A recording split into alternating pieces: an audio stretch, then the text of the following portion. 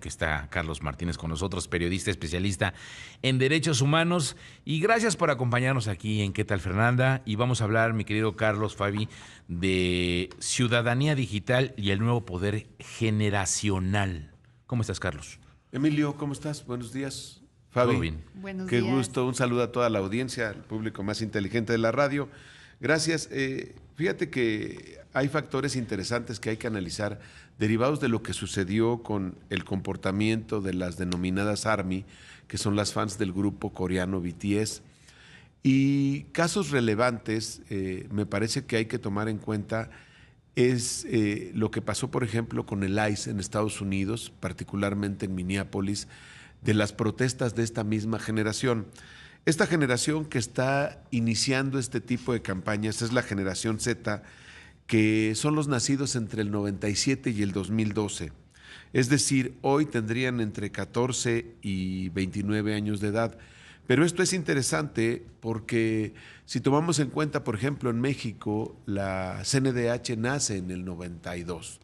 Los derechos humanos de primera generación empiezan a socializarse en la década de los 70, los 80, ya a mayor escala, con los pactos de derechos económicos y sociales y todos estos acuerdos y tratados a nivel internacional. ¿Qué sucede con esta generación? Ya podríamos decirlo genéticamente, escucharon en sus hogares un poco lo que son los derechos humanos, tienen un conocimiento ya particular y esta es una característica en este sector social. Entonces sus protestas escalan de manera diferente. Algunos ejemplos, antes de llegar al caso de México, es por ejemplo lo que sucedió, te decía, en Minneapolis. Las protestas de este sector poblacional se fundamentan mucho en la comunicación a través de las redes sociales, utilizan mecanismos inmediatos e hicieron cadenas humanas. Llevaron serenatas a los barrios latinos, estaban presentes en las redadas del ICE. Es decir, sus protestas no son como las que estamos acostumbrados en nuestra generación, cerrar calles, plantones. Sus protestas son digitales. Y con la cercanía que tienen con la generación de los millennials, lo que ellos hacen es generar el contenido, hacer el mensaje y los millennials lo replican. Y es cuando ya los medios de comunicación lo masifican o lo masificamos para llegar a todos. Pero ¿habrá esperanza o no habrá esperanza en lo que está sucediendo? Pues podríamos analizar lo que pasó en México con las ARMY y lo que lograron. ¿Qué sucede? En primer momento pasa que anuncian una serie de conciertos del grupo coreano y Ticketmaster no publica la lista de precios y ellas empiezan a organizarse porque querían saber la lista de precios y los porcentajes de comisión. Y además, cuando tú compras ciertos tipos de boletos que tienes derecho incluso a un mejor baño, algún souvenir, algo de merchandising, lo hacen ya implícito. Es decir, si tú quieres comprar una cierta localidad, tendrías que comprar todo el paquete, aunque tú no lo quieras tener, ¿no? Y ellas generaron esta situación, lograron que 48 horas antes o 24 horas antes hicieran la publicación de los precios y las zonas donde era la lista de precios, cosa que las boleteras, justamente esta misma generación en Estados Unidos, hizo algo similar en la gira de Taylor Swift. Y Ticketmaster ya venía de varios problemas en Inglaterra y en España. O sea, ya había varios problemas en varios países donde ya había señalamientos sobre los abusos y los actos que hacían las boleteras.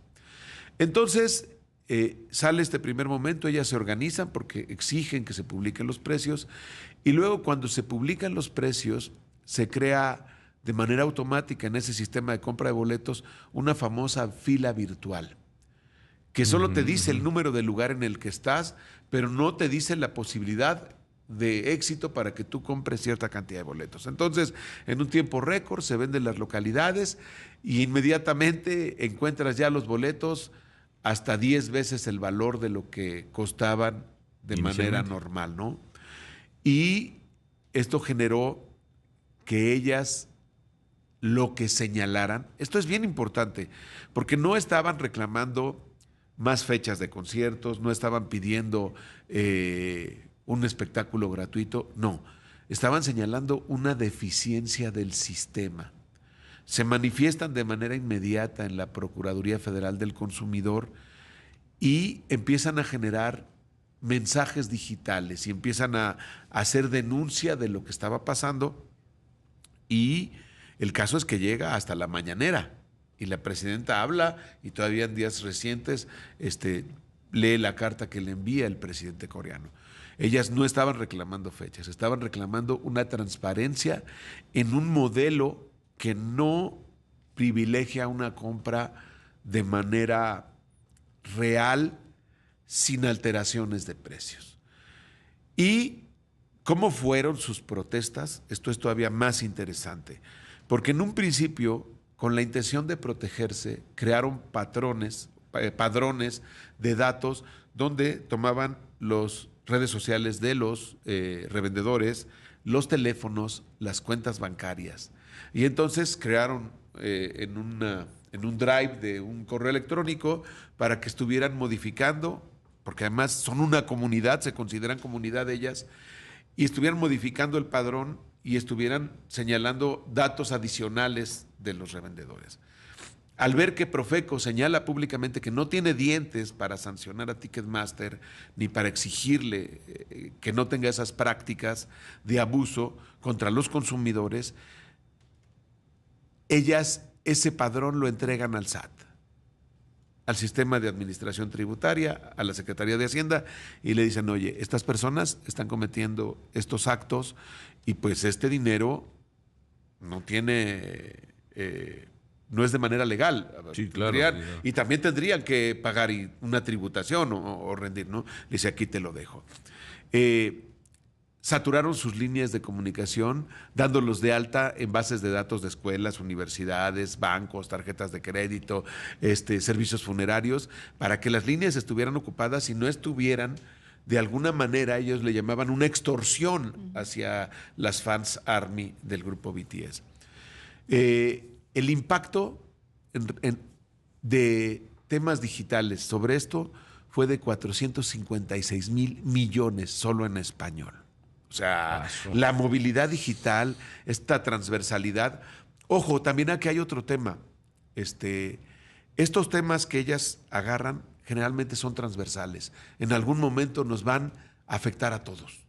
El tema de ir a un concierto, comprar un boleto, sabemos todos que es un dolor de cabeza. Sí, claro. Pero de hecho, el gran efecto que tuvo fue que ahora todos los que fueron a los conciertos de EDC, ¿no? Uh-huh. Todos tuvieron ya una semana antes el mapa con los precios y no podían hacer estas tarifas dinámicas. Eso fue gracias a las ARMYs.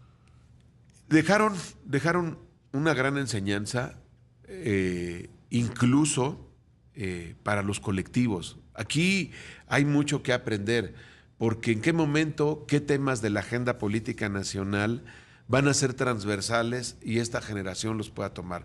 Me parece que el gobierno en ninguna escala identificó cuál era el problema. El problema fue una insatisfacción. ¿Y qué es lo que hace esta generación? Sí les preocupa mucho el tema reputacional. ¿Y ahora qué tendría que seguir? O sea, ¿qué viene para este trabajo? Porque, ¿o cómo vinculamos esa lucha juvenil con temas específicos hacia temas que tienen que ver con salud, con educación? Es decir, ¿cómo nos involucramos? Me parece que aquí hay factores interesantes que tendríamos que reconocer de lo que hicieron ellas, esta estructura de manejo, porque además nacen con estas tecnologías y entonces son completamente amigables para ellos. Lo que creo es que esta generación sí está actuando en temas muy particulares, en donde los demás hemos normalizado el no denunciar y el no quejarnos.